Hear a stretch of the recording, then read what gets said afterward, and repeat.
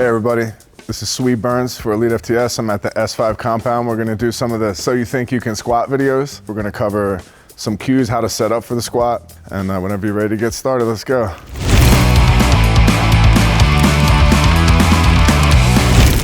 Today I'm gonna be working with Nick, and we're gonna go through some cues to set up for the squat so that you can have the most effective setup. Now, what he's gonna do is we want him to glute the bar out of the rack. So he's not gonna use his quads and then adjust once he's out of the rack the way he would when he's walking out. With a monolift, we want to take advantage of the fact that you're actually completing a squat. A good way to look at it is to think about it's as though his first rep is his second rep. So he's finishing the end of the squat movement to initiate to take it out of the rack. So go ahead and just kind of brace, do your air neck brace that we do, good, and glutes.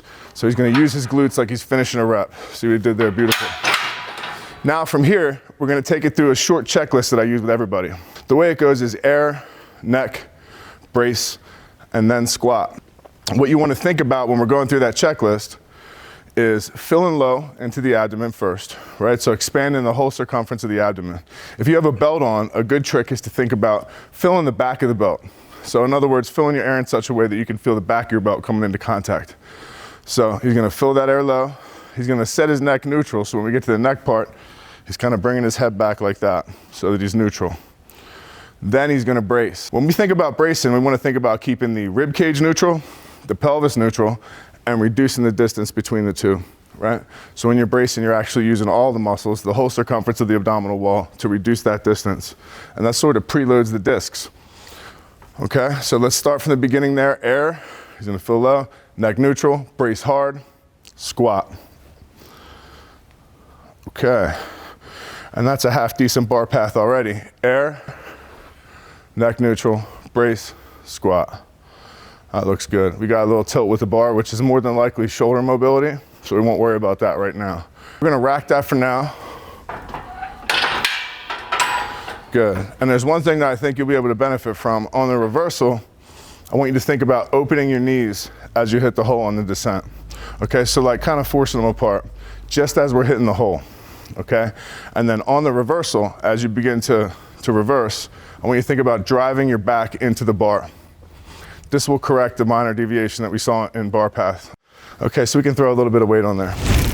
Something I always say about the squat is everybody's in a hurry to throw weight on it, right? Everybody wants to jump up or start with 2 plates, or they'll hit the bar once and then they'll go right to 2 plates. If you can't move correctly with an empty bar, the idea adding more weight is that's somehow going to help you move correctly is absurd, in my opinion. I've never seen somebody that couldn't move well with an empty bar that did with heavier weights, or at very least it's inconsistent. So I believe personally in doing more warm-up sets, sort of waking up that movement pattern, you know, for lack of a better term. So kind of greasing the groove, going through the motions.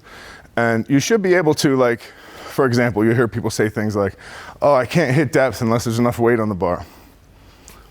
Well, I mean, a squat is a mechanical system, right?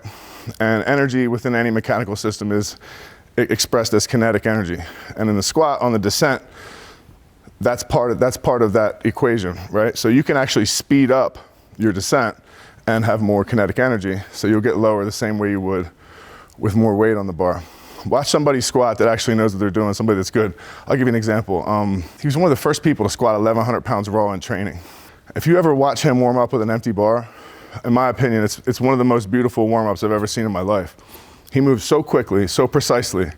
There's no weight on that bar, and it looks exactly the way it does when he gets to over 1,000 pounds. You know, that should be what we strive for. That's how good movement is developed.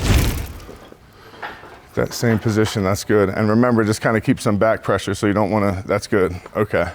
So he's going to cue those glutes and glute it out of the rack again. Beautiful. Air, neck, brace, wait for it. Good, squat. Okay, one more time, slow it down. Because if you start moving while you're still in the process of bracing, you're jumping ahead in the checklist. That's very important. We want to make sure that we don't start moving.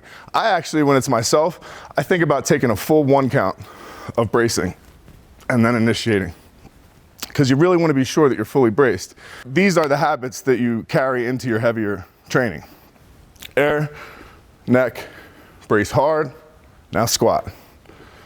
Beautiful, and he's maintaining a decent bar path. Yeah, sure. Take a breather. Yeah. Oh, it's okay. Take your time. Take your time. Yeah, I know it's tough. Holding the bar on your back is something that we don't do as often as we should probably. Now we're old men now. We're doing the safety squat bar most of the time. I have, the reason is that I have an issue with my right shoulder. I don't have a medial deltoid on that side, so it's very difficult for me to squat consistently with a bar on my back at this point.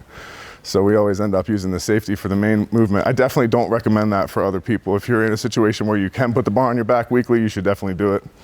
In fact, when I had issues with shoulder mobility, when my press was at its strongest, I want to say I was pressing around 550 pounds, I would get under the bar to squat 3 times a week, even though I wouldn't actually squat.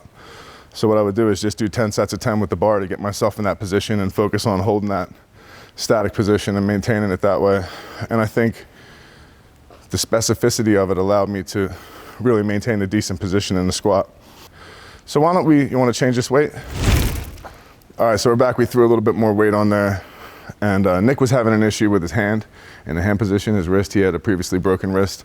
So we're gonna have him take what's called a Falcon grip, where he puts a pinky underneath the bar and on each side, but keep maintaining the same grip width that we had before. Okay, that was a good position for him. And hopefully this change in grip won't affect bar path. I don't think it will. So same thing again. Glutes under, good, okay. Air, neck neutral, brace hard, squat. That looks good. Air, neck neutral, brace hard, squat. That's beautiful. One more like that. Let me see from the front. Air, neck neutral, brace hard, squat. Okay, and you have that slight tilt. Good. That slight tilt is, I believe, an issue with shoulder mobility that Nick has. And that combined with the wrist stuff, you know, there's not too much you can do with that in this situation that I think is going to be a universal tool that will help everybody. But if you have issues with getting your scaps into position while you're squatting, sometimes doing some independent scap warm up, like the muscles of the scapula, warming that stuff up independently ahead of time can help in terms of mobility. So I'll have some people do, for example, like scap pull downs with a band, scap retractions with a band, things like that to get things warmed up. And if there's any adhesions or whatever, obviously you're going to want to break that up on a regular basis. But that's not something that we'll address and deal with right now because I don't think it's truly a technical issue. Go ahead and set back up under the bar. What I want you to do this time, now we're addressing this because there was some weird knee movement, and this is usually a quick fix to fix that. So what we're gonna have him do is, I want you to think about using your toes, right? And the bottom of your toes, you're gonna push into the floor and like you're trying to drag the floor back towards your heels, like you're trying to fold the floor under your feet. You know what I mean? So think about that inside of your shoe. Okay. Do that before you use your glutes to unrack. So go ahead and we'll move into that now, and you unrack that way. And let me know when you're out. Okay, wait a minute. Let me know. Do you feel you stable like that? So we'll air, neck. We're gonna brace hard, same deal. Good. So air, neck, brace hard.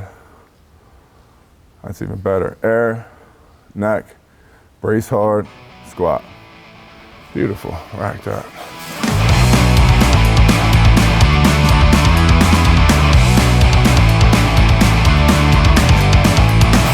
Hopefully you guys got a lot out of these videos. And regardless, if you want more informational content, more educational content, make sure to hit the bell button, like, subscribe, and thanks for watching.